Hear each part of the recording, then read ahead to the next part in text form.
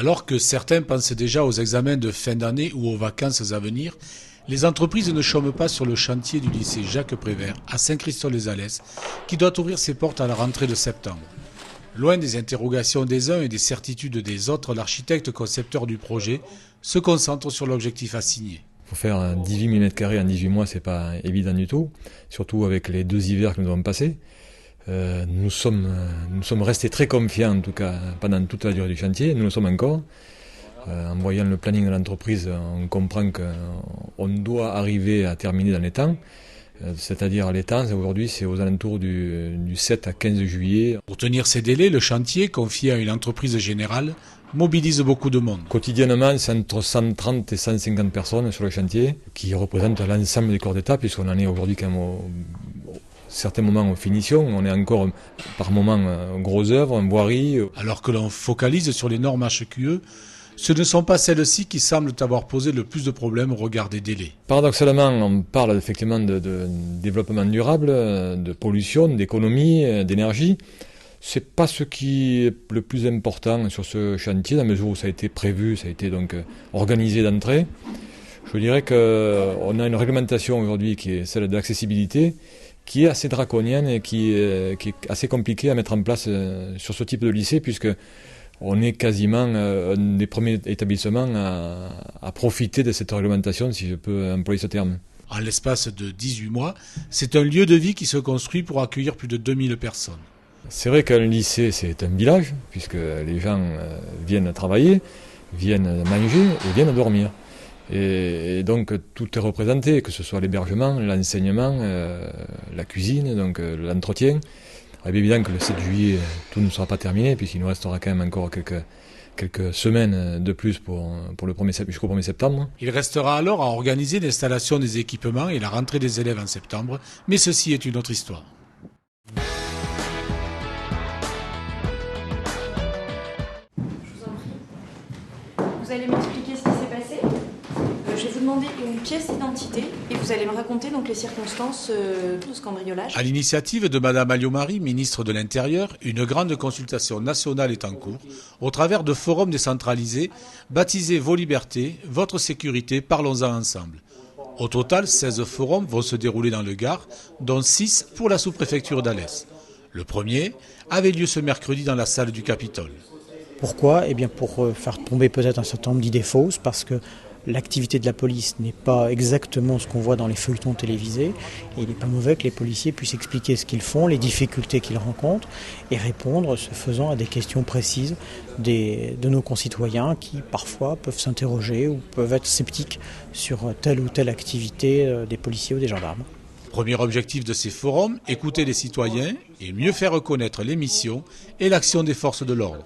C'est pas forcément un message à faire passer, c'est écouter le citoyen, récupérer un certain nombre d'informations, parce que je pense que le citoyen a aussi des choses à dire sur la sécurité en général, et puis c'est peut-être aussi expliquer un petit peu le fonctionnement de l'institution policière, les différentes structures qui peuvent être mises en place pour apporter une réponse aux citoyens lorsqu'ils se trouvent dans une situation difficile et délicate. Effectivement, le travail de policier se déploie tout au long de l'année avec un certain nombre de tâches austères, techniques, juridiques. Ce n'est pas uniquement la réaction à chaud quand il y a un braquage ou quand il y a une manifestation. Et la police, ce n'est pas uniquement non plus les éthylotests ou les contrôles routiers. Donc c'est important d'expliquer aux Français la variété des activités de la police, l'importance de ces activités. Même si le public n'a pas répondu en nombre à l'invitation qui lui était lancée, le rôle du citoyen a été souligné par les intervenants. Le citoyen a forcément un rôle à jouer.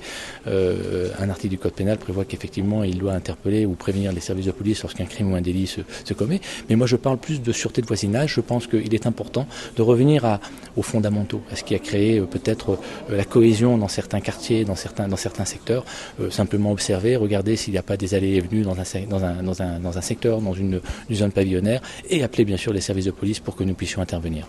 Autre constat positif, celui-là, évoqué lors de ce forum, le recul recul significatif de la délinquance dans le Gard et plus particulièrement sur Alès.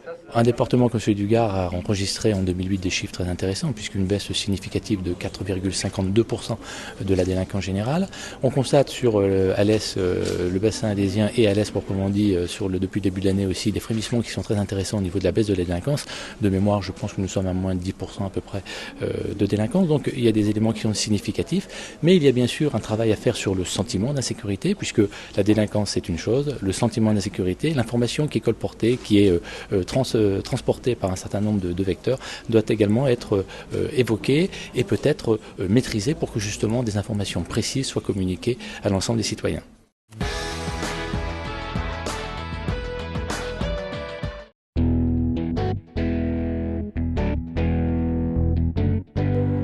Les ingrédients pour préparer filet de truite aux asperges vertes, soit un filet de truite par personne, environ 140 ou 150 grammes, soit, si vous n'en trouvez pas chez vos fournisseurs habituels, une truite.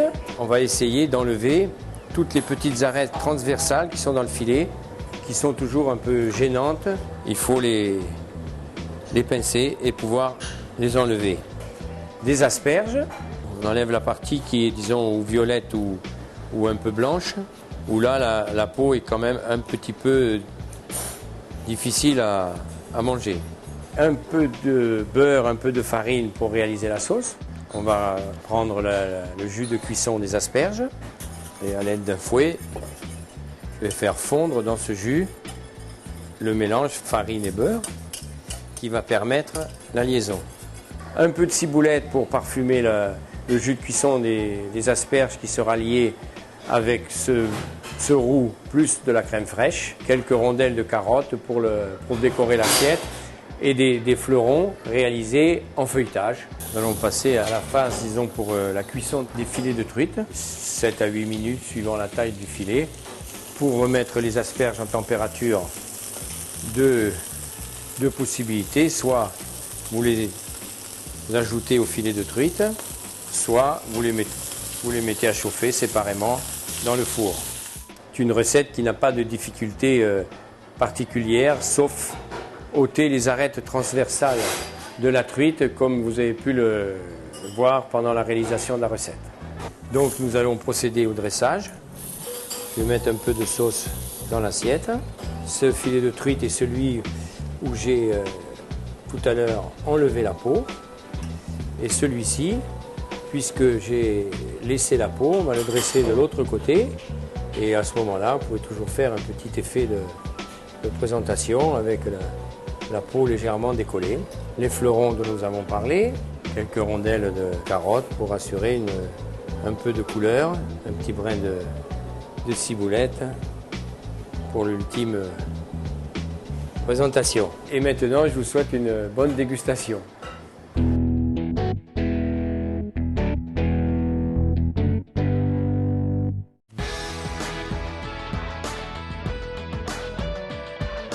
Au pied du château de Portes, la traditionnelle foire du 1er mai attend des milliers de visiteurs. Au programme, foire aux bestiaux en matinée, foire au plan, attractions et conférences.